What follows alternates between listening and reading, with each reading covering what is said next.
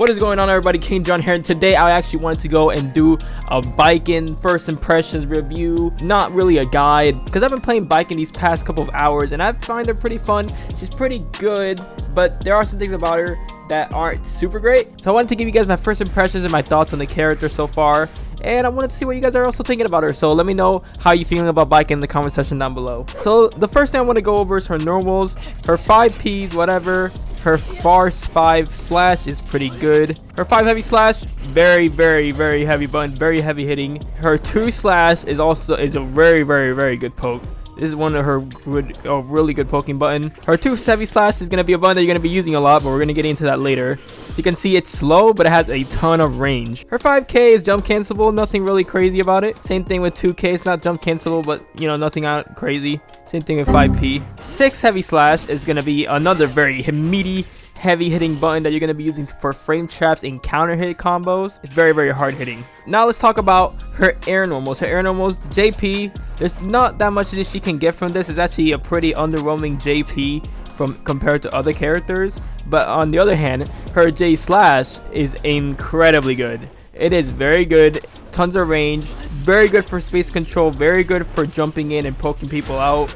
It also gives you a ton of good counter hit combos, like all that. It's insanely good. It's probably arguably one of her best buttons. It actually probably is her best button. This is a button you're going to be using a lot just because you can get so much from it. Now her J heavy slash is technically her cross up button. It has a pretty big hitbox, but you're not really going to be using this a lot. It's kind of weird. It's not really a jump-in button. It's a little bit. It's kind of a weird button to understand. She's kind of meant to use it like when she's like maybe high jumps to like maybe beat on an anti-air or something. Even though it loses to 6Ps quite often. I've seen this cross up, but I'm not really getting it right now. Regardless, you're not gonna be using that button as much. Her JD is like a classic move that she's always had. Her little like arm cannon, whatever. This is a good move for space control, for air control, to use it against characters that like not Baiken, like Potemkin, like Milia, like when Potemkin does Mega Fist or something like that. It's a very good way to cancel it out. You're probably gonna be using this mostly against like Milia and airborne characters like that. And then her JK is like whatever, it's nothing crazy. And then lastly, there's like her sweep.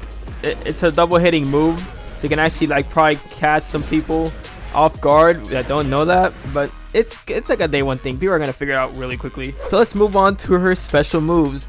Her special moves are obviously Tatami Gaish. It's Arrow K, and you can use it on the ground.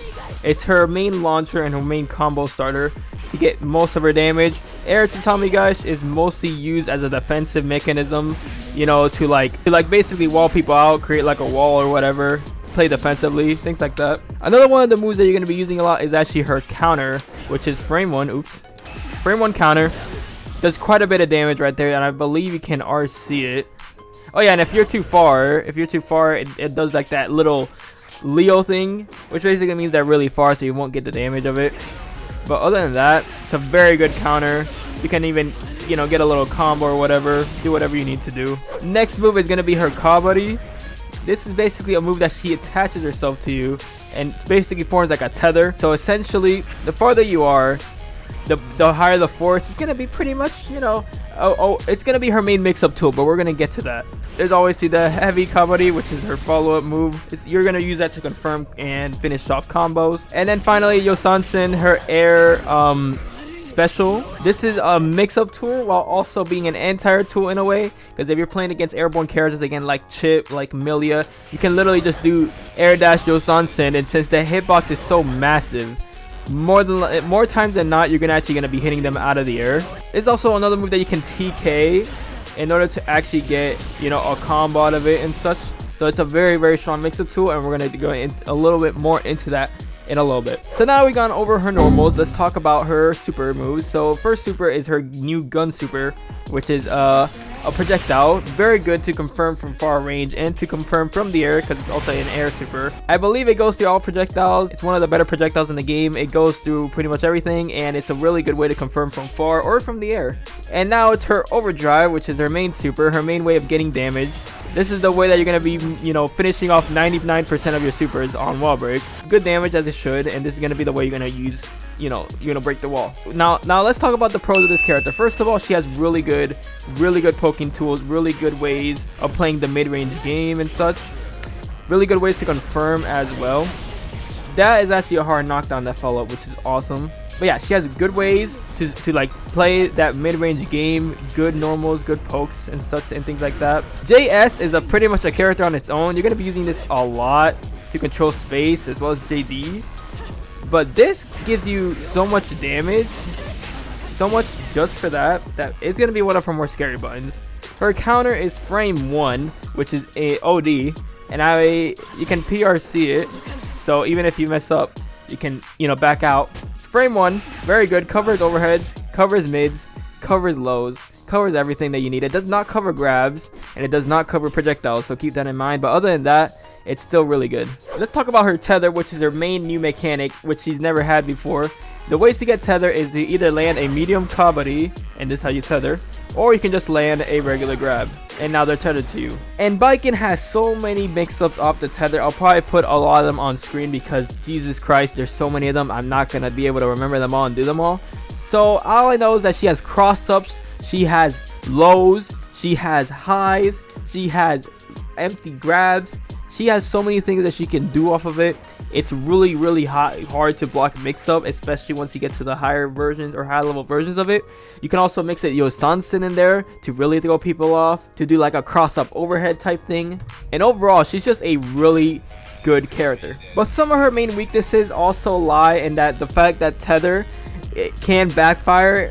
Like for example, on Tether, she's 0 on block. At least on a slash cover, she's 0 on block. So she can be beaten out by other characters, and the tether allows other characters to get exclusive combos on her, which are pretty OD. Like for example, I've seen a Soul literally land a touch of death combo on her because she was tethered to him. So I feel like the tether can backfire, but it does have its benefits, which is worth the risk to actually apply it.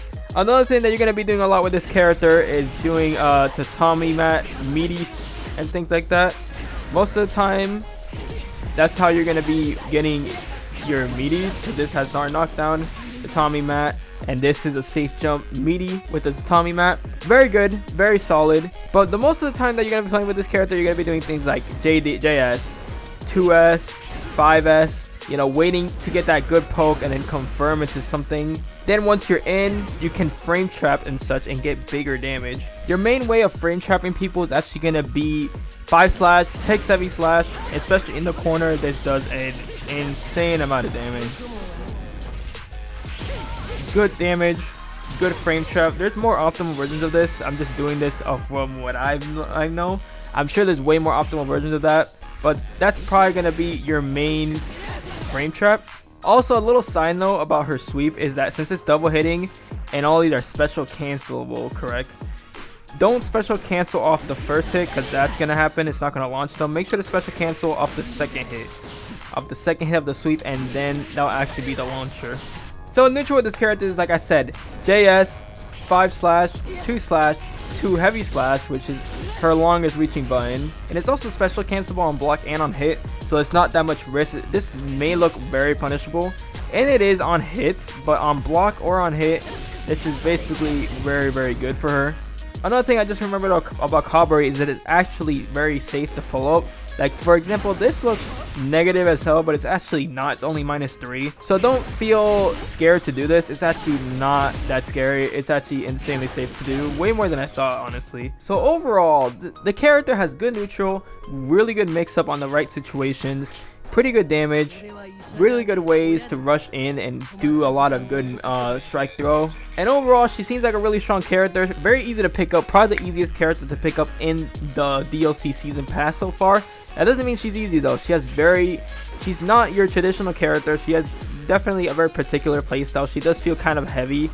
At least to me personally, she feels kind of heavy to me. But overall, she feels strong. I feel like she's definitely going to be impacting the meta of the game in the long term. And I'm really excited to see how she develops, because her mix-ups and the things that Japanese players are coming up with especially are looking pretty nasty. So we're just going to have to wait and see, y'all. What do you guys think about Baiken? Let me know in the comment section down below. Make sure to like and subscribe to the channel on the road to 1,000 subscribers. And I'll see you guys in the next video, alright? Peace.